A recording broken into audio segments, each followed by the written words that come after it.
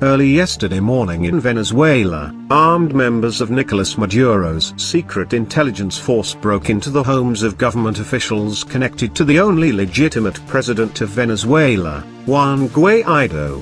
Maduro's thugs threatened their lives and those of their family members, and they brutally kidnapped Roberto Marrero, President Guaidó's chief of staff. Even now, Mr. Marrero is being held against his will in an undisclosed location. The United States calls for the immediate release of Roberto Marrero. We will not tolerate Marrero's imprisonment or the intimidation of the legitimate government of Venezuela. And those responsible will be held accountable.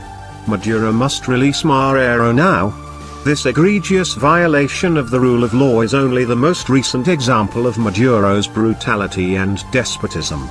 Last month, the world watched as the dictator danced in Caracas while his henchmen murdered civilians and blocked truckloads of food and medicine destined for the suffering people of Venezuela.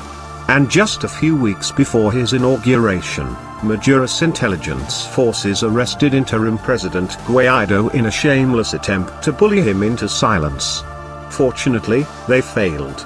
Maduro's corruption and socialist policies have turned what once was one of the richest countries in the Western Hemisphere into one of the poorest. Venezuela's economy has shrunk by nearly half. 9 out of 10 Venezuelans live in poverty. Maduro's brutality has spurred the largest cross-border mass exodus in the history of this hemisphere, as more than 3 million Venezuelans have abandoned their homeland already, with another 2 million expected to follow this year. Since day one of this administration, President Trump has taken decisive action to isolate the dictator Maduro and to stand with the Venezuelan people as they reclaim their freedom.